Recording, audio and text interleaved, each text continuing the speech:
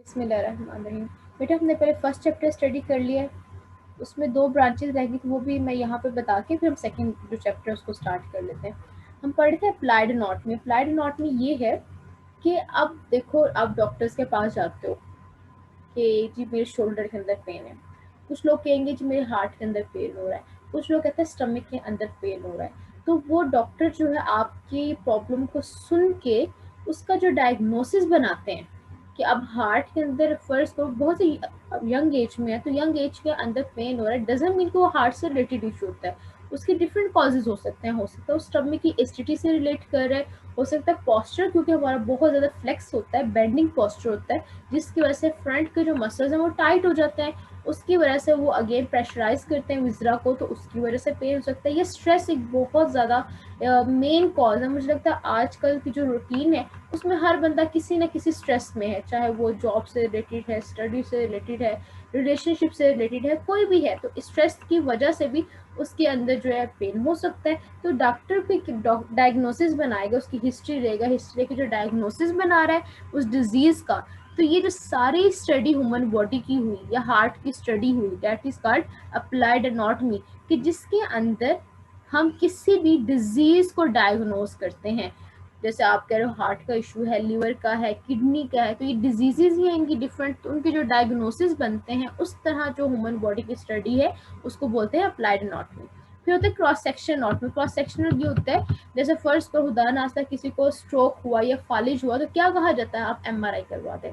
ये किसी को हार्ट का इशू होता है सबसे पहले जो चेस्ट एक्सरे परफॉर्म किया जाता है, फिर ईसीजी की जाती है, उससे भी फाइंड आउट नहीं हो रहा, डायग्नोसिस नहीं बन रहा, तो फिर एंजियोग्राफी होता है, एमआरआई होता है। तो बेसिकली जिसमें हम एक्सरे कर रहे हैं या एमआरआई कर रहे हैं, एमआरआई करके किसी बॉडी का क्रॉस सेक्शनल व्यू के अंदर जो स्टडी कर रहे हैं, जैसे फर्ज करें ये आपके थोरेसिक कैविटी का क्रॉस सेक्शनल व्यू दिखाया गया है, जिसमें ये नजर आ रहा है कि इस पोजीशन पे जो है वो हार्ट है, यहाँ पे लीवर है, यहाँ पे राइट लंग है, लेफ्ट लंग है। तो इस तरह जो स्टडी होती है क्रॉस सेक्शनल व्यू के अंदर, उसे बोला जाता है cross sectional anatomy. It is the branch of anatomy that deals with study of cross sectional part of the human body.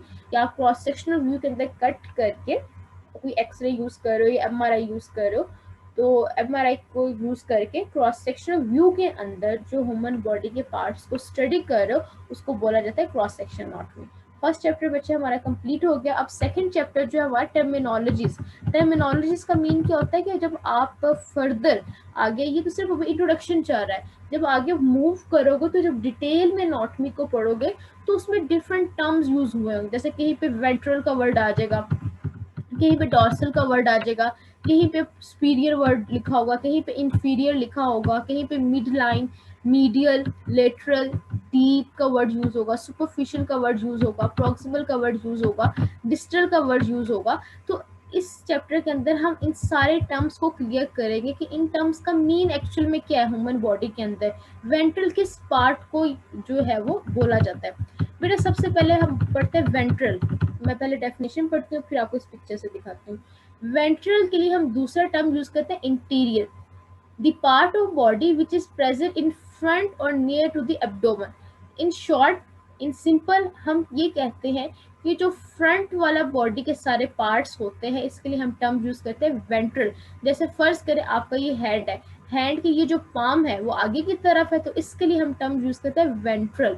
इसी तरह अगर हम बात करते हैं ये आपकी थोरेसिक कैविटी, थोरेसिक कैविटी का जो फ्रंट वाला ये सारा पोर्शन होगा, इसलिए हम टर्म यूज करते हैं वेंट्रल और इंटीरियर। इंटीरियर का मीन ही क्या होता है, फ्रंट, लेकिन हम एनाटॉमी के अंदर इसके लिए क्या वर्ड यूज करते हैं, इंटीरियर का वर्ड यूज करते हैं, या इसके लिए हम दूसरा टर्म यूज करते हैं जिसको क्या बोला जाता है, वेंट्रल बोला जाता है।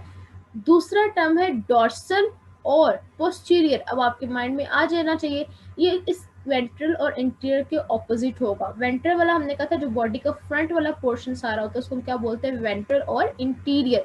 लेकिन जो बैक वाला पोर्शन होगा उसके लिए हम टर्म यूज क्या करते हैं, डॉर्सल और पोस्टीरियर। पोस्टीरियर का मीन ही क्या हो जाएगा, बैक साइड। जैसे हम हैंड की एग्जांपल लेते हैं, ये ज्यादा इजी हो जाएगा। अगर आप अपने हैंड की पाम को देखते हो तो पाम क्या आ रही, फ्रंट पे आ रही है, तो इसके लिए हम टर्म यूज करेंगे इंटीरियर।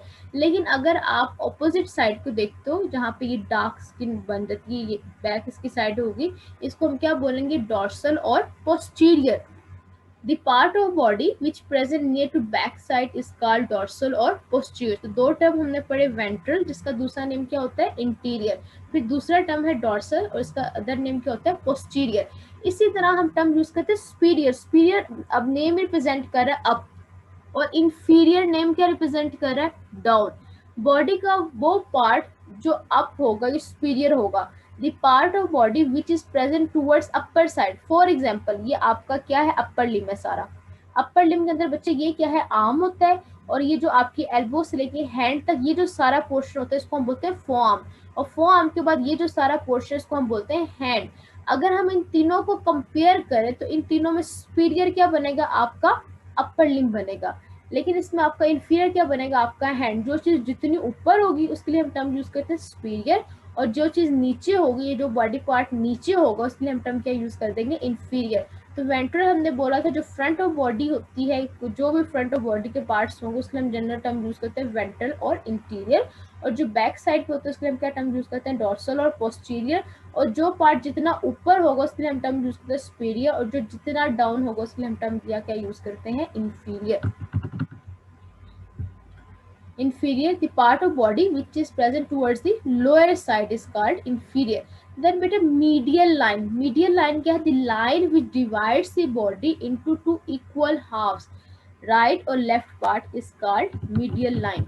अब इस पिक्चर में हम देखते हैं, जैसे ये देखें ये बॉडी है, तो हम क्या करते हैं एक मिड से एक लाइन को ड्रॉ करते हैं। जब मिड से एक लाइन को हम ड्रॉ करेंगे तो पूरी बॉडी को क्या कर देगा दो पार्ट्स के अंदर डिवाइड कर देता है, राइट एंड लेफ्ट। तो इसको हम क्या बोलेंगे मिड लाइन।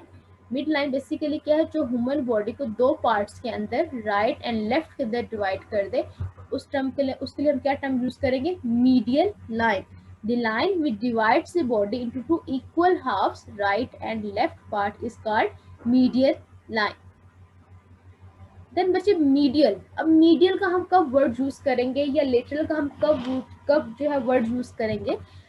जैसे ये क्या थी मिड लाइन थी, अभी मैंने आपको बताया जो चीज या जो स्ट्रक्चर्स ह्यूमन बॉडी के जितने इस मिड लाइन के करीब होंगे उसके लिए हम टर्म यूज करेंगे मीडियल, लेकिन जितने स्ट्रक्चर्स इस मिड लाइन से दूर होते जाएंगे उसके लिए हम टर्म क्या यूज करेंगे लेटरल। आई रिपीट, ये सेंटर में जो हमने लाइन ड्रॉ की इसको हमने क्या कहा था मिड लाइन। जो स्ट्रक्चर्स मिड लाइन के जितने करीब होंगे उसके लिए हम टर्म यूज करेंगे मीडियल, लेकिन वही स्ट्रक्चर जितने आहिस्ता आहिस्ता मिड लाइन से दूर होते जाएंगे उसके लिए हम टर्म क्या यूज करते हैं लेटरल। तो medial क्या होगा the parts of body that are present near to midline is called medial, और lateral क्या होगा the body parts of body which are present away from midline। away का वर्ड यहाँ पे आ गया और यहाँ पे क्या आ गया near to midline। तो जितना midline के करीब होगा उसके लिए टर्म आ जाएगा medial, और जितना midline से दूर जाएगा उसके लिए हम टर्म यूज करते हैं lateral। एट द एंड मैं आपसे डिफरेंट सिनेरियोज क्विज बना के क्वेश्चन करूँ ताकि मुझे भी आइडिया हो जाए कि आप लोगों को समझ आ रहा है कि नहीं आ रहा। तो अभी तक जो हमने टर्म डिस्कस कर लिए हैं, ये टर्मिनोलॉजी डिस्कस कर ली, वेंट्रल फ्रंट जो बॉडी पार्ट है, और बैक वाले के लिए पोस्टीरियर और डॉर्सल, और जितना कोई अपर बॉडी पार्ट होगा सुपीरियर, जितना नीचे होगा उसके लिए यूज करते हैं इंफीरियर। और मिड लाइन हमने कहा था कि सेंटर से जो लाइन ड्रॉ करते हैं जो बॉडी को इक्वल टू हाफ्स में डिवाइड करते हैं उस लाइन को हम क्या बोलते हैं मिड लाइन। और जो स्ट्रक्चर बॉडी के मिड लाइन के जितने करीब होंगे उसके लिए हम टर्म यूज करते हैं मीडियल, और जो स्ट्रक्चर मिड लाइन से जितने दूर होते हैं या अवे होते हैं उसके लिए हम टर्म यूज करते हैं लेटरल। फिर बेटा टर्म है डीप एंड सुपरफिशियल। इसका मीन क्या है, जैसे मैंने भी आपको एग्जांपल दी कि ह्यूमन बॉडी के अंदर क्या होता है। अगर हम स्ट्रक्चर्स की बात करें, सबसे पहले जो आपको अपनी आंखों से नजर आ रहा है स्किन आ रही है। फर्स्ट अपने हाथ को आप लोग देखते हो, हैंड को देखो तो आपको क्या नजर आ रहा है, स्किन नजर आ रही है। लेकिन जब स्किन को हम रिमूव करते हैं तो स्किन के नीचे क्या होता है फेशिया, मैंने भी आपको बताया था। जब उस फेशिया को भी रिमूव करते हैं तो उसके नीचे क्या होता है मसल्स होते हैं। जब उन मसल्स को भी रिमूव करते हैं तो सबसे डीप सबसे अंदर जो स्ट्रक्चर होता है ह्यूमन बॉडी के अंदर वो क्या होती है बोन्स होती हैं, हड्डियां होती हैं। तो इसी तरह जो चीज जितनी ऊपर होगी उसके लिए हम टर्म यूज करेंगे सुपरफिशियल, और जो जितनी नीचे जाती जाएगी उसके लिए हम टर्म यूज कर देंगे डीप। जैसे एग्जांपल मैंने अभी आपकी हैंड की दी, पहले स्किन है, फेशिया है, मसल्स है, फिर बोन्स है। तो इसमें सबसे ऊपर क्या चीज है? आपकी स्किन है। तो स्किन क्या हो जाएगी? सुपरफिशियल। और सबसे जो डीप इनसाइड कौन सा स्ट्रक्चर है? बोन्स है। तो डीप आपका जो है बोन्स बन जाएंगे और सुपरफिशियल आपकी क्या बन जाएगी? स्किन बन जाएगी इस एग्जांपल में। तो डीप का मीन क्या है? Any part which is away from the surface. Surface mean skin. जितनी स्किन से अवे होगी, जितनी स्किन के नीचे होगी, उसको हम बोलेंगे डीप। जैसे हमने बात की bones, bones are deep to skin. Superficial क्या होगा? कोई भी पार्ट जो जितना स्किन के करीब होगा, कोई भी बॉडी पार्ट जितना स्किन के करीब होगा, उसके लिए हम टर्म के यूज कर देंगे सुपरफिशियल। तो इसमें हम बात करते हैं skin is superficial to bone, क्योंकि बोन सबसे नीचे लेयर के अंदर है और स्किन सबसे ऊपर है। तो स्किन सुपरफिशियल है, जबकि बोन सबसे डीप पड़े हैं, इन साइड पे हैं, लास्ट लेयर में है। तो उसके लिए हम टर्म क्या यूज कर देते हैं? डीप का वर्ड यूज करते हैं। फिर टर्मिनोलॉजी प्रॉक्सिमल। अभी तक हमने देखा वेंट्रल क्या है, डॉर्सल क्या है, सुपीरियर, इंफीरियर, मिड लाइन क्या है, मीडियल क्या है, लेटरल क्या है, सुपरफिशियल क्या है, डीप क्या है। नेक्स्ट हम यूज करते हैं प्रॉक्सिमल। अगर आप कहीं प्रॉक्सिमल का वर्ड आ जाए तो आपको कैसे याद रहेगा कि प्रॉक्सिमल का मीन क्या है? हम कहते हैं कोई भी बॉडी का part, it is the part which is present near to the reference point. जैसे फर्स्ट करें हम इस अपर लिम्ब को ले लें, अपर लिम्ब के अंदर जो चीज जितनी ऊपर होगी, उसके लिए हम टर्म यूज करते हैं प्रॉक्सिमल। और जो चीज जितनी नीचे होगी, उसके लिए वर्ड यूज करते डिस्टल। जैसे फॉर एग्जांपल मैं कहती हूँ यहाँ पे आर्म है, इधर आर्म है, और ये पोर्शन क्या? Four arm. तो इन दोनों में से कौन सा पोर्शन जो है वो प्रॉक्सिमल है और कौन सा जो है वो डिस्टल है? जो ऊपर वाला होगा वो प्रॉक्सिमल, जो पहले आएगा। बेसिकली हम कहते हैं ये अगर आपके बॉडी का मिड लाइन एक आपका एक्सिस है, ये रेफरेंस पॉइंट है, तो जो इसके जितने ऊपर होगा उसके लिए प्रॉक्सिमल का वर्ड यूज किया जाएगा, और जो नीचे होगा उसके लिए हम डिस्टल। जैसे आर्म और फॉर्म को कंपेयर करें तो आर्म ऊपर है तो उसके लिए हम टर्म यूज कर देते हैं प्रॉक्सिमल, और वो आर्म इसके नीचे है तो उसके लिए हम वर्ड का यूज कर देते हैं डिस्टल। अगर इसी तरह कंपेयर किया जाए फोर आर्म और रिस्ट को, तो हम कहते हैं इसमें से क्या प्रॉक्सिमल है? आपकी फोर आर्म प्रॉक्सिमल पड़ी हुई, ऊपर पड़ी हुई है, लेकिन आपके हैंड जो है वो डिस्टल है। तो प्रॉक्सिमल क्या होगा? It is the part which is present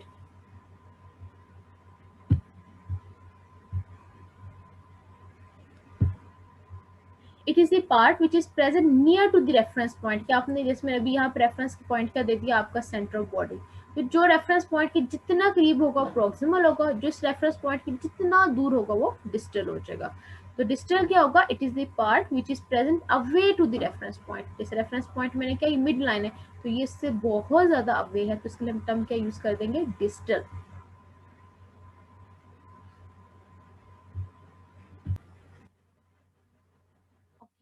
बच्चा हमने प्रॉक्सिमल भी वर्ड पढ़ लिया, डिस्टल भी पढ़ लिया। अब हम कुछ टर्मिनोलॉजीज यूज करते हैं, इसको हम बोलते हैं कंबाइंड। कंबाइंड मीन कि हम दो पार्ट्स को अब इकट्ठे भी वर्ड के तौर पे यूज करते हैं। जैसे हम पढ़ लेते हैं इप्सिलेटर कंट्रालेटर क्या होता है। बेटा इप्सी का वर्ड जहां भी आएगा ना, IPSI, इप्सी का मतलब होता है सेम, याद रखिएगा। इप्सी का वर्ड जहां भी आएगा, इप्सी का मीन क्या होता है? सेम। कॉन्ट्रा, कॉन्ट्रा का मीन होता है ऑपोजिट। जहां पे भी कॉन्ट्रा का वर्ड आएगा तो कॉन्ट्रा का मीन क्या होगा? ऑपोजिट। तो ह्यूमन बॉडी के अंदर हम इप्सिलेटरल का टर्म कब यूज करते हैं? वो बॉडी के पार्ट्स जो सेम साइड पे प्रेजेंट हो। Again, to parts of body that present at the same side of body. जैसे ये क्या बात मैंने कर दी, इसकी एग्जांपल हम ऐसे कहते हैं, जैसे ये देखिए, ये आपकी राइट साइड बॉडी की है। हमने कहा था कि बेसिकली मिड लाइन होती है, मिड लाइन हम एक लाइन ड्रॉ करते हैं, उस लाइन से हम क्या करते हैं, जैसे ये देखें, ये लाइन ड्रॉ की तो हमने बॉडी के पार्ट को डिवाइड कर दिया राइट और लेफ्ट के अंदर। अच्छा, तो अगर हम ये कहते हैं,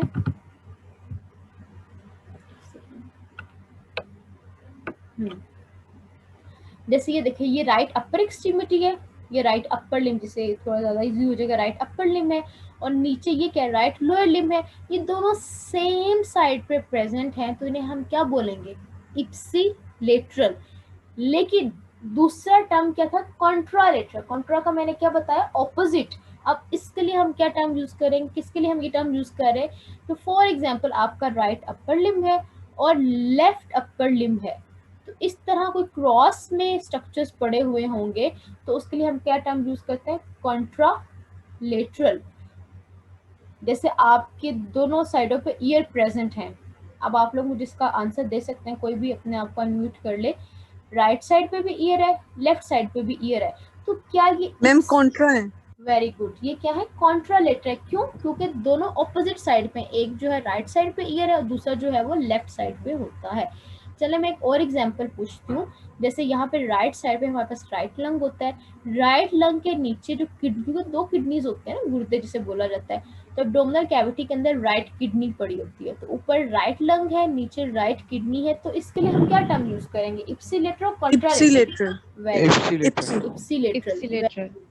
लेकिन अगर मैं इसको ऐसे कहूँ कि राइट लंग और लेफ्ट किडनी, तो ये क्या होगा? Ipsilateral contralateral? कॉन्ट्रा। ग्रेट। ठीक है, मैं आप लोग को म्यूट कर रही हूँ। तो बस ये सिर्फ आपने टर्म्स क्लियर करने, इनकी डेफिनेशन पे इतनी टेंशन नहीं लेनी। टर्म्स आपसे पूछे जा सकते हैं, एग्जाम में भी ऐसा आ सकता है कि इप्सिलेटरल क्या होता है, कॉन्ट्रालेटरल क्या है, या वाइवा में पूछा जा सकता है, तो आप फिर इस तरह बता दें।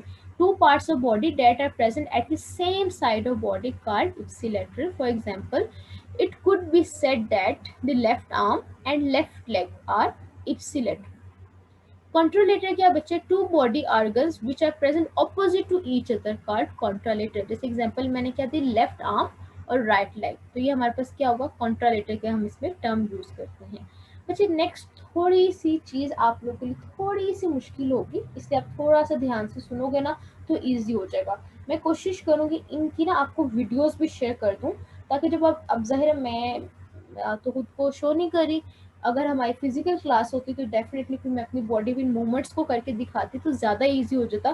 बट अब मैं क्या करूँगी, आप लोगों के साथ वीडियो को शेयर कर दूंगी, आप उस वीडियो को देखिएगा तो ये मूवमेंट्स के लिए जो हम टर्म यूज़ कर रहे हैं ये मज़ीद क्लियर हो जाएंगे। अब बच्चे ये देखो, हम डिफरेंट मूवमेंट करते हैं अपने, हमारी बॉडी के अंदर ना डिफरेंट जॉइंट्स होते हैं। पहले मैं थोड़ा सा जॉइंट्स का बता दूँ ना तो आप लोगों के लिए ईजी हो जाएगा। जॉइंट्स क्या होते हैं? अब ह्यूमन बॉडी के अंदर, एक इंसान के अंदर 206 बोन्स होती हैं, 206 बोन। वो आपकी हेड में है, आपकी ट्रंक में है, अपर लिम में है, लोअर लिम के अंदर, तो टोटल जो बोन्स है ना 206 हैं। अब देखो बोन्स ऐसे तो नहीं पड़ी होंगी, वो बोन्स आपस में कोई ना कोई कनेक्शन तो बनाएंगी। वो जो कनेक्शन बनाती हैं, ये जहाँ पे दो या दो से ज्यादा बोन्स आपस में मिलती हैं उन्हें हम बोलते हैं जॉइंट्स। जहाँ पे दो या दो से ज्यादा बोन्स आपस में मिलती हैं उसे हम क्या बोल देते हैं? जॉइंट्स बोलते हैं। तो बेसिकली जो आपकी मूवमेंट्स होते हैं, फॉर एग्जांपल आप लोग क्या कर रहे हो? आप कॉम कर रहे हो, कंघी कर रहे हो, ठीक है? तो कॉम करने से क्या हो रहा है कि आपके जो है वो शोल्डर भी मूव कर रहा है। इसको बोल, जो कंधे है ना, कंधे के लिए हम टर्म यूज करते हैं शोल्डर, और इसको हम बोलते हैं एल्बो जॉइंट, और इसको हम बोलते हैं wrist joint. May be mostly students को पता हो, बट मे बी कुछ स्टूडेंट्स को ना पता हो। तो इस जॉइंट को हम बोलते हैं शोल्डर जॉइंट, और इस जॉइंट को हम बोलते हैं एल्बो जॉइंट, और इस जॉइंट को हम बोलते हैं रिस्ट जॉइंट। तो जब आप कॉम करते हो, कंघी करते हो, तो उसमें आपकी क्या तीनों जॉइंट्स पे मूवमेंट हो रही है। आपका शोल्डर जॉइंट भी ऊपर जाता है, एल्बो जॉइंट भी ऊपर जाता है, रिस्ट जॉइंट भी ऊपर जा रहा है। तो बेसिकली आपकी डिफरेंट मूवमेंट्स होती हैं, इन मूवमेंट्स के नाम हैं। अब वो क्या क्या नाम है वो मैं अब आपको बताती हूँ, थोड़ा सा मुश्किल होगा लेकिन वीडियो देखने के बाद आप लोगों के लिए मजीद ईजी हो जाएगा। फ्लेक्शन मूवमेंट बच्चे क्या होती है? कोई भी बेंडिंग मूवमेंट, जैसे आप लोग अपनी एल्बो, एल्बो मैंने बताया ये वाला जॉइंट होता है, ये स्टार्ट वाला जॉइंट शोल्डर जॉइंट होता है, शोल्डर की वजह से कोनी बोला जाता है, ये एल्बो जॉइंट है, और फिर आपका रिस्ट जॉइंट होता है। तो आप सब लोग मेरे साथ अगर करोगे तो थोड़ा ज़्यादा ईजी हो जाएगा। आप लोग क्या करो, अपनी एल्बो को बेंड करो, जैसे इस पिक्चर में भी नजर आ रहा है, ये एल्बो स्ट्रेट है, स्ट्रेट से वो क्या कर रहे हैं? बेंड कर रहे हैं। आप लोग सब करो, जब आप ये बेसिकली जब बेंड कर रहे हो तो इस बेंडिंग मूवमेंट को हम क्या बोलते हैं? फ्लेक्शन। फ्लेक्शन क्या है? Bending movement in which the angle between two bones decrease. जैसे यहाँ पे एक बोन है आपकी आर्म के अंदर, आर्म के बाद आपकी यहाँ पे बोन है जिसे हम बोलते हैं फोआर्म की बोन्स है।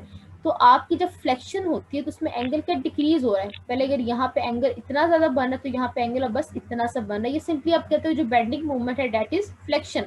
लेकिन आप फ्लेक्शन से दोबारा अपने एल्बो जॉइंट को सीधा करते हो, हाथ को आपने ये एल्बो को बेंड किया, बेंड से आप स्ट्रेट कर, जैसे इस पिक्चर में नजर आता है, उसके लिए हम क्या टर्म यूज करते हैं? Extension.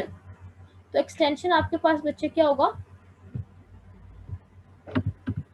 Extending movement in which angle between two bones increase. तो फ्लेक्शन बेसिकली बेंडिंग मूवमेंट होती है और एक्सटेंशन क्या उसके ऑपोजिट है, जिसमें आप लिम्ब को स्ट्रेट कर देते हो, उसको हम बोलेंगे एक्सटेंशन। तो अब आपको क्लियर होना चाहिए बेंडिंग मूवमेंट के लिए हम क्या टर्म यूज करेंगे, फ्लेक्शन, और एक्सटेंडिंग मूवमेंट के लिए हम क्या वर्ड यूज करेंगे, एक्सटेंशन। देन बच्चे हम यूज करते हैं एबडक्शन और होता है एडक्शन। पहले हमने टर्म यूज किया फ्लेक्शन, फिर हमने यूज किया एक्सटेंशन, अब हम पढ़ते हैं एबडक्शन क्या और फिर हम पढ़ेंगे एडक्शन। बस आज का लेक्चर हम यहीं तक करेंगे, थोड़ा टफ ना हो जाए। एबडक्शन क्या होता है कि मैंने कहा था कि कौन सा, मैंने भी एक टर्म आपको बताया था, वो टर्म था कि ऐसी, वो टर्म था कि जो आपकी बॉडी के पार्ट्स को इक्वल हाफ में डिवाइड करता था, राइट एंड लेफ्ट। किसी को वो टर्म याद है, उसे हम क्या बोलते हैं, medial line. Very good, medial line. तो हम कहते हैं मीडियल लाइन वो मूवमेंट जो मीडियल लाइन की तरफ हो। जैसे फॉर एग्जांपल आप लोग अपने आर्म को ना बॉडी की तरफ लेके आओ, या ये जो मिड लाइन मैंने भी आपको बताई सेंटर में इस तरह जो लाइन ड्रॉ करते हैं उसको हम बोलते हैं मीडियल लाइन। तो आप क्या करो, अपने आर्म को ना इस मिड लाइन के करीब लेके आओ, बेशक साथ करोगे तो समझ आएगी। तो आप करीब जो लेके आ रहे हो ना, इसको क्या बोलेंगे, एडक्शन। एडक्शन मतलब ऐड करना। तो वो मूवमेंट जो मिड लाइन के करीब जाए, एक करीब हो, उसके लिए हम क्या टर्म यूज करते हैं, एडक्शन। लेकिन वो मूवमेंट जो मिड लाइन से दूर जाए, जैसे अपने आप हाथ को उठा के हाथ को ऊपर की तरफ लेके जा रहे हो, तो ये क्या हो रही है, आपकी मिड लाइन से दूर जा रही है मूवमेंट। तो वो मूवमेंट जो मीडियल लाइन या मिड लाइन से अवे हो या दूर जाए, उसको हम बोलते हैं एबडक्शन। अब ये देखिए, जैसे ये आपकी मिड लाइन के करीब आया तो उसे हम क्या बोलेंगे, एडक्शन, लेकिन ये दूर जा रहा है तो उसे हम क्या बोलेंगे, एबडक्शन। इसी तरह लेग है, अगर लेग को आप दूसरी लेग के करीब लेके जाते हो, ये मिड लाइन के करीब लेके जाते हो, तो क्या होगी, ये एडक्शन और एबडक्शन। अगर आप, एडक्शन। Very good. और आप अपनी लेग को अगर बाहर की तरफ लेके जा रहे हो, तो ये बच्चे क्या होगी, एडक्शन और abduction. Abduction. Very good. Abduction. तो बच्चे हमने चार टर्म पढ़े, फ्लेक्शन वो मूवमेंट, जैसे फर्स्ट तो आप अपने घुटने को बेंड करते हो। अब आप लोग मुझे बच्चे बताओ, आप अपने घुटना बेंड किया, तो घुटना बेंड करना ये क्या है, फ्लेक्शन या एक्सटेंशन, फ्लिक्शन। फ्लेक्शन। Very good. और आपने घुटने को स्ट्रेट कर दिया, घुटना मतलब नी जॉइंट, तो उसको स्ट्रेट किया तो वो क्या, एक्सटेंशन। एक्सटेंशन। और एबडक्शन हमने कहा बच्चे जो मिड लाइन के एक्सटेंशन। करीब होगी एबडक्शन, जो मिड लाइन से अवे होगी उसको हम बोलते हैं एडक्शन। एबडक्शन। एबडिशन।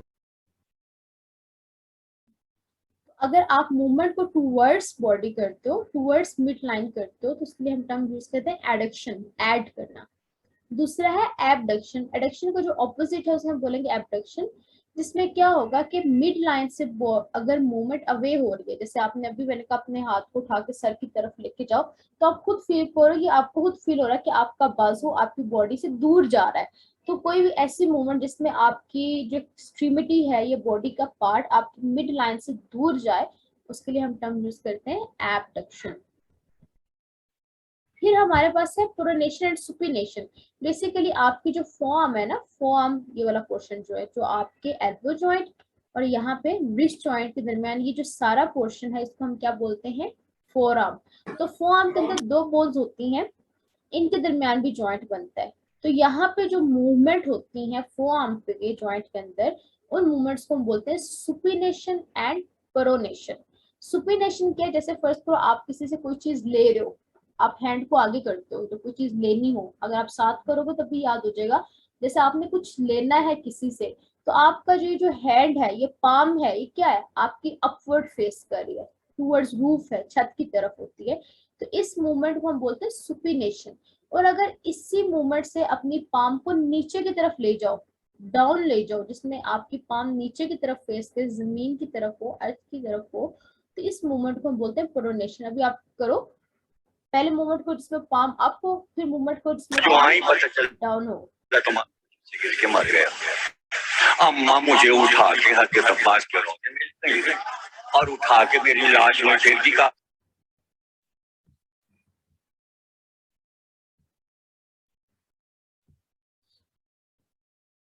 बेटा सुपिनेशन मूवमेंट कौन से, जिसमें आपकी पाम फेसिंग अपवर्ड है उसे बोलेंगे सुपिनेशन, और जिसमें पाम फेसिंग डाउनवर्ड होगी उसे हम क्या बोलेंगे, प्रोनेशन। अभी आप लोग साथ करो, पाम को अपवर्ड लेके जाओ वो सुपिनेशन है, फिर पाम को डाउन लेके आओगे तो वो कौन सी है, प्रोनेशन। ये कहाँ पे होती है? आपके फोआर्म के अंदर जो बोन्स हैं उनके दरमियान जो जॉइंट बनता है वहां पे ये मूवमेंट्स होती हैं। ये हर जॉइंट पे मूवमेंट नहीं है।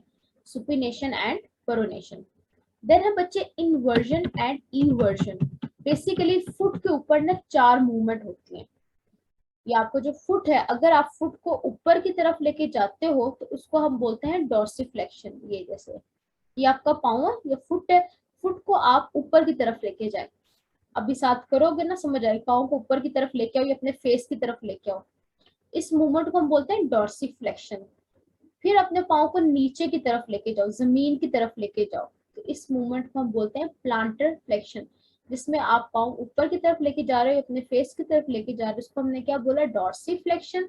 और दूसरा इसके ऑपोजिट, जिसमें आपने अपने पाँव को नीचे की तरफ, ये जमीन की तरफ लेके गए, इसको हमने क्या बोलना है? Planter flexion. तो फुट के ऊपर 4 तरह की मूवमेंट दिखती है। एक होता है डॉर्सिफ्लेक्शन, एक होता है प्लांटर फ्लेक्शन, और इसके अलावा एक मूवमेंट होती है इन्वर्जन और दूसरी है ईवर्जन।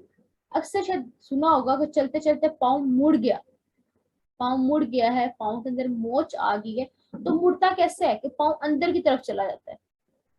जैसे इस पिक्चर में आप देखो, ये जिसमें पाँव ऐसे से अंदर की तरफ चला गया है, एक पाँव जो होता है दूसरे पाँव को फेस करने लग पड़ता है। तो ये मूवमेंट क्या होती है? Basically inversion. इन का मतलब इनसाइड, इनवर्जन, और ई का मतलब होगा आउटसाइड, जिसमें पाँव आपके दूसरे पाँव को फेस करे या पाँव अंदर की तरफ जब मूव करे। अगर आप कुछ साथ करने की कोशिश करें, अपने ये फर्ज के पाँव है, ठीक है, पाँव को अंदर की तरफ लेके आए, तो अंदर की तरफ जो आप लेके आ रहे हैं, इस मूवमेंट को हम बोलते हैं इन्वर्जन, या हम कहते हैं मूवमेंट ऑफ सोल। आपको पता है ये जो पाँव का नीचे तलवा है, इसको हम लटन जाफरी कहने लगे मैं जिंदा हो गया। जब मैं जिंदा हो गया तो अम्मा ने मन्नत मानी कि जब ये जवान जाएगा तो मैं इसमें लेके आऊंगा।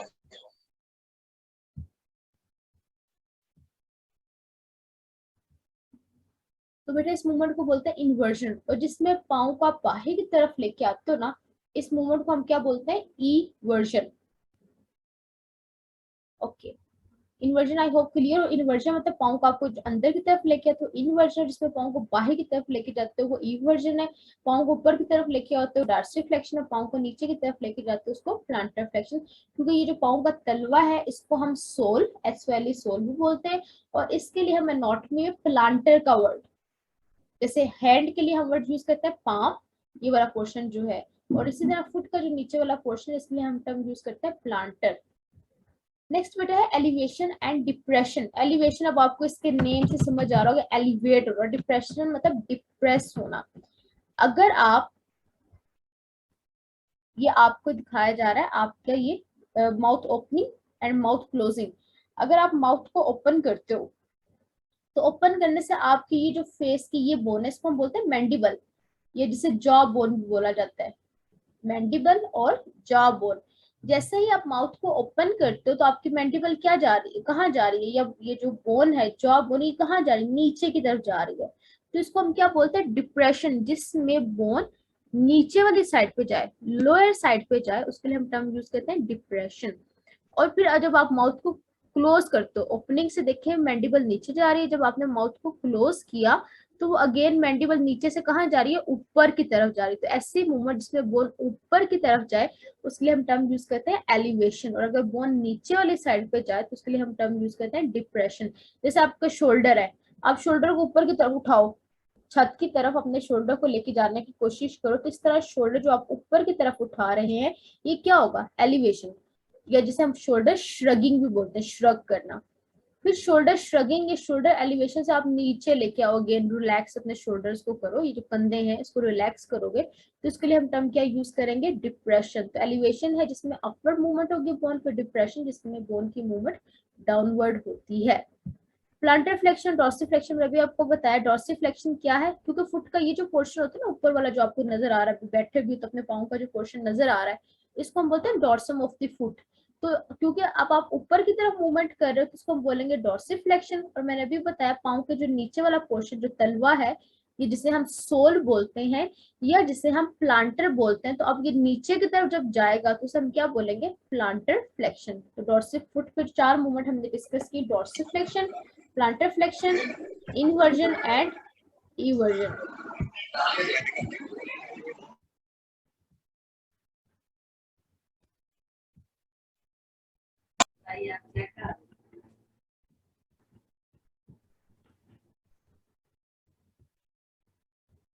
बिस्मिल्लाहिर्रहमानिर्रहीम। बेटा हमने लास्ट लेक्चर के अंदर इंट्रोडक्शन किया। इंट्रोडक्शन के बाद सेकंड चैप्टर हमने स्टार्ट किया था टर्मिनोलॉजीज का। हमने लास्ट टाइम ये सारी टर्मिनोलॉजीज डिस्कस कर चुके हैं कि वेंट्रल किस बॉडी के पार्ट के लिए यूज किया जाता है, डॉर्सल किसके लिए यूज किया जाता है, सुपीरियर किसके लिए यूज किया जाता है, इंफीरियर किसके लिए यूज किया जाता है, मिड लाइन क्या होता है, मीडियल क्या मीन है, लेटरल का मीन क्या है, डीप, सुपरफिशियल, प्रॉक्सिमल, डिस्टल। ये लास्ट टाइम सब टर्मिनोलॉजी हम डिस्कस कर चुके हैं। लेटर का सेम साइड पे और कंट्रोलेटर के ऑपोजिट साइड पे बॉडी के पार्ट्स हो। नेक्स्ट हमने स्टार्ट की थी बेटा बोन्स पे जो मूवमेंट होती है। हमने कहा था ह्यूमन बॉडी के अंदर जो बोन्स होती हैं वो 206 होती हैं। या आप ऐसे इसकी एग्जांपल लो, जैसे घर में वायर्स हैं तो एक वायर दूसरी वायर के साथ जुड़ती है तो एक जोड़ बनाती है। उर्दू में जो हम वर्ड बोलते हैं जोड़ बनाना। इसी तरह जब ह्यूमन बॉडी के अंदर 206 बोन है, वो डिफरेंट बॉडी के पार्ट्स के अंदर है। अगर आपकी बॉडी के अंदर बोन्स ना हो तो फिर तो इंसान क्या हो, बिल्कुल एक गोश्त का ढेला हो। तो उसको प्रॉपर शेप देने के लिए, स्ट्रक्चर देने के लिए ह्यूमन बॉडी के अंदर क्या होती है, बोन्स होती है। जबकि बच्चों के अंदर बोन्स ज्यादा होती हैं। अडल्ट्स में 2064 होती हैं, जबकि बच्चों के अंदर राउंड अबाउट 300 बोन्स होती हैं। उसकी रीजन ये होती है कि बच्चों का जो डेवलपमेंट स्ट्रक्चर्स है वो अडल्ट से डिफरेंट होता है। उनके अंदर अभी मैचुरेशन हो रही है, उनकी ग्रोथ का प्रोसीजर अभी कंटिन्यू होता है और एज के साथ साथ उनकी बोन्स जो है वो फ्यूज्ड कर जाती हैं। इसलिए जब वो अडल्ट्स बनते हैं तो उनकी जो नंबरिंग है वो डिक्रीज हो जाती है और 300 से 206 जो है वो बोन्स हो जाती हैं क्योंकि वो फ्यूज्ड हो जाती हैं। तो अब जिसमें एग्जांपल दी थी, एक तार दूसरी तार से जब मिलती है तो कनेक्शन जब बनाते हैं, जिसे जोड़ का वर्ड बोला जाता है। इसी तरह ह्यूमन बॉडी के अंदर जब बोन्स, एक बोन दूसरी बोन के साथ मिलती है तो क्या बनाती है, जोड़ बनाती है, जिसको हम क्या बोलते हैं, जॉइंट। तो आपकी बॉडी के अंदर डिफरेंट जॉइंट्स होते हैं। जैसे ये आप कंधा जिसे बोलते हो, कंधे को हम अगर एनाटॉमी के टर्म में देखें, इसको हम कौन सा जॉइंट बोलते हैं, शोल्डर जॉइंट, क्योंकि कंधे के हम शोल्डर का वर्ड यूज करते हैं। और यहाँ पे जो बोन्स आपस में मिलकर जोड़ बनाती हैं या कनेक्शन बनाती हैं, उन्हें क्या बोला जाता है, शोल्डर जॉइंट। फिर इस तरह ये आपकी आर्म है, आर्म के बाद ये वाला जो पोर्शन है इसे फोआर्म बोला जाता है। तो आर्म की बोन्स जब फोर आर्म की बोन्स के साथ मिलेंगी तो यहाँ पे जो जोड़ बनाती है, जिसको आप उर्दू में कोनी कहते हो, इसको बेसिकली एनाटॉमी टर्मिनोलॉजी के अंदर बोला जाता है, या मेडिकल टर्मिनोलॉजी के अंदर इस जॉइंट को बोला जाता है एल्बो जॉइंट। एल्बो जॉइंट के बाद बेटा ये जो जॉइंट होता है, जो आपके हैंड और फोआर्म के दरमियान, इन बोन्स के दरमियान जॉइंट बनता है, इसको बोलते हैं wrist joint. Shoulder joint, elbow joint and wrist joint, ये तो आपकी बोन्स ने मिलके कनेक्शन बना दी, जिसको हमने जॉइंट बोल दिया। अब मूवमेंट्स कहाँ होती हैं, ये जो आपके मसल्स हैं, बेसिकली जब ब्रेन से मैसेज आता है ना, आपको पता है आपकी पूरी बॉडी को कंट्रोल कौन कर रहा है, आपका ब्रेन कंट्रोल कर रहा है। जैसे एक डोल है, डोल के अंदर आप सेल डालते हो तो फिर वो डांस करना स्टार्ट करती है, जो डांसिंग डोल होती है। इसी तरह ह्यूमन बॉडी को जो कंट्रोल कर रहा है वो ब्रेन कर रहा है। ब्रेन से सिग्नल्स आते हैं तो आपके जितने भी बॉडी के स्ट्रक्चर्स हैं, चाहे वो हार्ट है, लीवर है, लंग्स है, मसल्स है, वो फंक्शन करना स्टार्ट करते हैं। उनके जो काम है वो काम करना स्टार्ट करते हैं। तो मसल्स का काम क्या होता है, muscles contract relax, contract relax. जब वो कॉन्ट्रैक्ट और रिलैक्स करते हैं तो मूवमेंट प्रोड्यूस करते हैं। जैसे आप लोग अभी सिटिंग पोस्चर में बैठे हुए हो, इसको बोलते हैं सिटिंग पोस्चर। तो सिटिंग पोस्चर के अंदर आपको किसने मेंटेन रखा हुआ है, आपके मसल्स कॉन्ट्रैक्ट कर रहे हैं। मसल्स कॉन्ट्रैक्ट करके आपके बैलेंस को मेंटेन कर रहे हैं, ब्रेन कमांड भेज रहा है, वो डिफरेंट वायर्स हैं जो सिग्नल्स आ रहे हैं आपकी बॉडी को कंट्रोल कर रहे हैं। तो बताने का मीन ये था कि आपके जॉइंट्स होते हैं, जॉइंट्स पे मूवमेंट होती है, और वो मूवमेंट में हेल्प कौन कर रहा था, आपके मसल्स। मसल्स जो कॉन्ट्रैक्ट करता है, रिलैक्स करते हैं और फिर मूवमेंट्स को प्रोड्यूस करते हैं।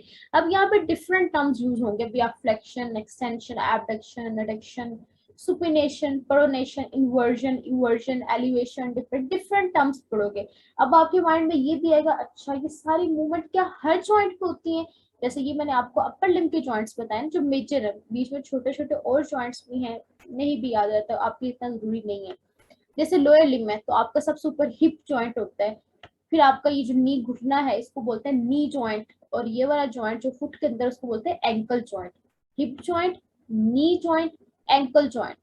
तो बच्चे हर जॉइंट पे डिफरेंट मूवमेंट है। अब ये नहीं कि जो मैं सारी आपको टर्मिनोलॉजी यहाँ पे बताऊंगी वो सारी मूवमेंट हर जॉइंट पे होती है, नो, हर जॉइंट की स्पेसिफिक मूवमेंट होती है। क्यों? क्योंकि उनकी शेप अलग है, उनके स्ट्रक्चर अलग होते हैं, तो मूवमेंट भी अलग है। एनीवे सबसे पहले जो हमारे पास मूवमेंट है उसे बोलते हैं फ्लेक्शन। फ्लेक्शन क्या है, अगर आप लोग मेरे साथ थोड़ा सा करोगे तो इजी हो जाएगा। आप अपने आर्म को बिल्कुल स्ट्रेट करो, जैसे इस पिक्चर में आपको नजर आ रहा है। इस स्ट्रेट आर्म से क्या करो, अपनी एल्बो, ये वाला जॉइंट मैंने आपको कौन सा बताया था, एल्बो जॉइंट, इसलिए मैं ये टर्म यूज करूंगी एल्बो। तो आपने क्या करना है, इस एल्बो को ऊपर की तरफ लेके जाना या बेंड करें। तो बेसिकली एल्बो स्ट्रेट से जो एल्बो बेंडिंग की तरफ आप लेके गए उसको हम क्या बोलते हैं एनाटॉमी में, फ्लेक्शन। तो फ्लेक्शन क्या, कोई भी जो बेंडिंग मूवमेंट होती है, जैसे आपका ये नी है, नी को अगर आप बेंड करके ऊपर की तरफ लेके जा रहे हो तो अगेन बेंडिंग मूवमेंट, और बेंडिंग मूवमेंट के लिए हम टर्म यूज करते हैं फ्लेक्शन। तो इसमें क्या होता है, आपका एंगल जो है वो डिक्रीज, जैसे इस तरह देखिए एंगल ज्यादा बनेगा, लेकिन एक बोन से दूसरी बोन जब वो बेंड करे तो एंगल ऑटोमेटिकली कम हो जाता है। तो अगर कहीं पे ऐसे डेफिनेशन हो, bending movement in which angle between two bones are decreased called flexion। बेटा दूसरा है एक्सटेंशन। एक्सटेंशन क्या होता है कि आप अगेन ये जो बेंडिंग मूवमेंट की थी, बेंडिंग मूवमेंट से अपने एल्बो को या आर्म को स्ट्रेट करते हो, तो ये जो स्ट्रेट आप कर रहे हो ये एक्सटेंडिंग मूवमेंट कर रहे हो, इसको हम बोलते हैं एक्सटेंशन। इसी तरह नी फ्लेक्शन से आप नी को स्ट्रेट करते हो तो उसे क्या बोलेंगे, नी एक्सटेंशन। तो दो टर्म्स हमने पढ़े, फ्लेक्शन एंड एक्सटेंशन। देन होता है एबडक्शन और एडक्शन। एडक्शन मीन ऐड करना। तो आपको लास्ट टाइम मैंने बताया था मिड लाइन क्या होता है।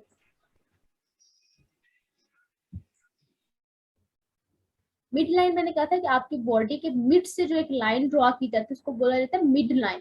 तो जो स्ट्रक्चर जितने इस मिड लाइन के करीब होंगे उसके लिए हम टर्म यूज करते हैं मीडियल, और जो इससे जितना दूर होता जाएगा उसके लिए हम टर्म यूज करते हैं लैटरल। इसी तरह बेटा मूवमेंट्स के भी डिफरेंट टर्म्स हैं। अगर मूवमेंट इस मिड लाइन के करीब हो, जैसे आप लोग कर भी सकते हो, आप लोग अपने बाजू को बाही की तरफ लेके जाओ या ऊपर की तरफ उठा के लेके जाओ, सर से ऊपर लेके जाओ, सर से ऊपर लेके आप दोबारा उसको नीचे की तरफ लेके आते हो towards body, towards mid line. तो ये मूवमेंट जो आपने बाहर अपने आर्म को लेके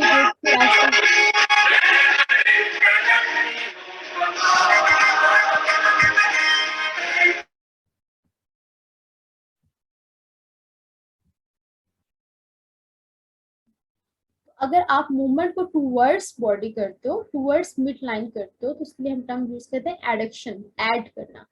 दूसरा है एबडक्शन। एडक्शन का जो ऑपोजिट है उसे हम बोलेंगे एबडक्शन, जिसमें क्या होगा कि मिड लाइन से अगर मूवमेंट अवे हो रही है, जैसे आपने अभी मैंने कहा अपने हाथ को उठा के सर की तरफ लेके जाओ, तो आप खुद फील करोगे, आपको खुद फील हो रहा है कि आपका बाजू आपकी बॉडी से दूर जा रहा है। तो कोई भी ऐसी मूवमेंट जिसमें आपकी जो एक्सट्रीमिटी है, ये बॉडी का पार्ट आपकी मिड लाइन से दूर जाए, उसके लिए हम टर्म यूज करते हैं एबडक्शन।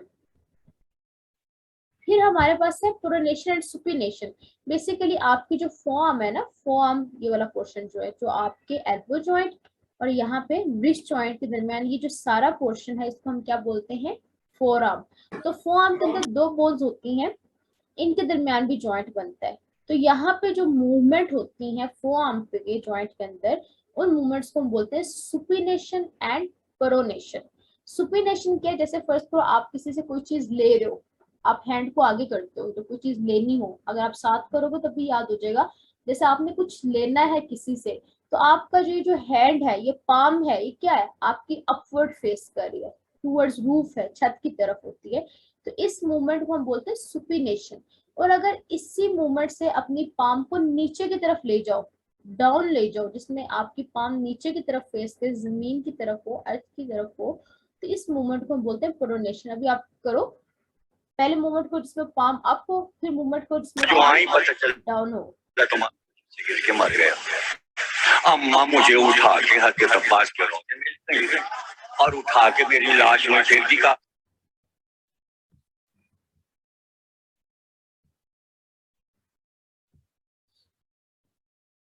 बेटा सुपिनेशन मूवमेंट कौन से, जिसमें आपकी पाम फेसिंग अपवर्ड है उसे बोलेंगे सुपिनेशन, और जिसमें पाम फेसिंग डाउनवर्ड होगी उसे हम क्या बोलेंगे, प्रोनेशन। अभी आप लोग साथ करो, पाम को अपवर्ड लेके जाओ वो सुपिनेशन है, फिर पाम को डाउन लेके आओगे तो वो कौन सी है, प्रोनेशन। ये कहाँ पे होती है, आपके फोरआर्म के अंदर जो बोन्स हैं उनके दरमियान जो जॉइंट बनता है वहां पे मूवमेंट्स होती है। ये हर जॉइंट पे मूवमेंट नहीं है, सुपिनेशन एंड प्रोनेशन। देन है बच्चे inversion and inversion. Basically foot के ऊपर ना 4 मूवमेंट होती हैं।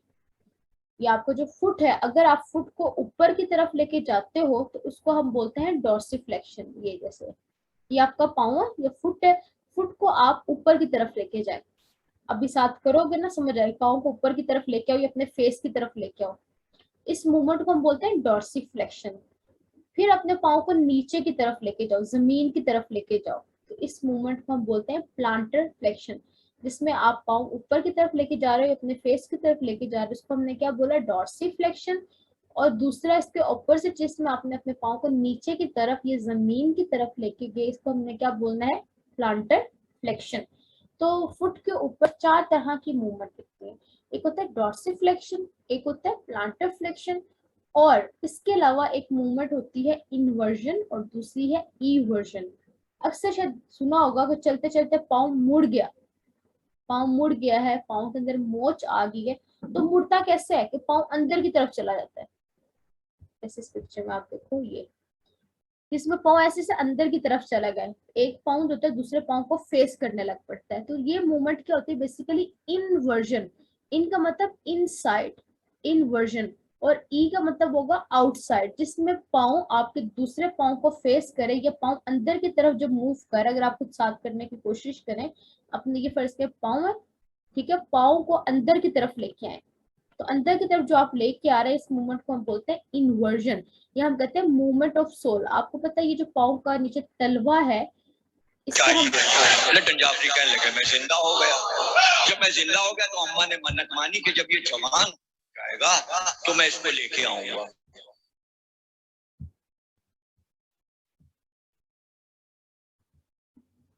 तो बेटा इस मूवमेंट को बोलते हैं इन्वर्जन। और जिसमें पाँव को आप बाहर की तरफ लेके आते हो ना, इस मूवमेंट को हम क्या बोलते हैं, eversion. Okay, inversion I hope clear हो। इन्वर्जन मतलब पाँव को आपको अंदर की तरफ लेके आते हो, इन्वर्जन जिसमें पाँव को बाहर की तरफ लेके जाते हो वो इवर्जन है।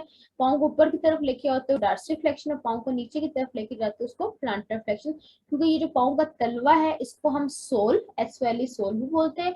और इसके लिए हम एनाटॉमी में प्लांटर का वर्ड, जैसे हैंड के लिए हम वर्ड यूज करते हैं पाम, ये वाला पोर्शन जो है, और इसी तरह फुट का जो नीचे वाला पोर्शन है इसलिए हम टर्म यूज करते हैं प्लांटर। नेक्स्ट बेटा है एलिवेशन एंड डिप्रेशन। एलिवेशन अब आपको इसके नेम से समझ आ रहा होगा, एलिवेट हो रहा। डिप्रेशन मतलब डिप्रेस होना। अगर आप, ये आपको दिखाया जा रहा है आपका ये mouth opening and mouth closing. अगर आप माउथ को ओपन करते हो तो ओपन करने से आपकी ये जो फेस की ये बोन है, इसको हम बोलते हैं मैंडिबल, ये जिसे जॉ बोन भी बोला जाता है, मैंडिबल और जॉ बोन। जैसे ही आप माउथ को ओपन करते हो तो आपकी मैंडिबल क्या जा रही है, कहाँ जा रही है, या ये जो बोन है जॉ बोन, ये कहाँ जा रही है, नीचे की तरफ जा रही है। तो इसको हम क्या बोलते हैं, डिप्रेशन, जिसमें बोन नीचे वाली साइड पे जाए, लोअर साइड पे जाए, उसके लिए हम टर्म यूज करते हैं डिप्रेशन। और फिर जब आप माउथ को क्लोज करते हो, ओपनिंग से देखिए मैंडिबल नीचे जा रही है, जब आपने माउथ को क्लोज किया तो वो अगेन मैंडिबल नीचे से कहाँ जा रही है, ऊपर की तरफ जा रही है। तो ऐसी मूवमेंट जिसमें बोन ऊपर की तरफ जाए उसके लिए हम टर्म यूज करते हैं एलिवेशन, और अगर बोन नीचे वाली साइड पे जाए तो उसके लिए हम टर्म यूज करते हैं डिप्रेशन। जैसे आपका शोल्डर है, आप शोल्डर को ऊपर की तरफ उठाओ, छत की तरफ अपने शोल्डर को लेके जाने की कोशिश करो, तो इस तरह शोल्डर जो आप ऊपर की तरफ उठा रहे हैं ये क्या होगा, एलिवेशन, या जिसे हम शोल्डर श्रगिंग भी बोलते हैं, श्रग करना। फिर शोल्डर श्रगिंग, ये शोल्डर एलिवेशन से आप नीचे लेके आओ, अगेन रिलैक्स अपने शोल्डर्स को करो, ये जो कंधे हैं इसको रिलैक्स करोगे, तो इसके लिए हम टर्म क्या यूज करेंगे, डिप्रेशन। तो एलिवेशन है जिसमें अपवर्ड मूवमेंट होगी बोन, फिर डिप्रेशन जिसमें बोन की मूवमेंट डाउनवर्ड होती है। प्लांटर फ्लेक्शन, डॉर्सिफ्लेक्शन में भी आपको बताया। डॉर्सिफ्लेक्शन क्या है, क्योंकि फुट का ये जो पोर्शन होता है ना ऊपर वाला जो आपको नजर आ रहा है, बैठे भी तो अपने पाँव का जो पोर्शन नजर आ रहा है, इसको हम बोलते हैं डॉर्सम ऑफ द फुट।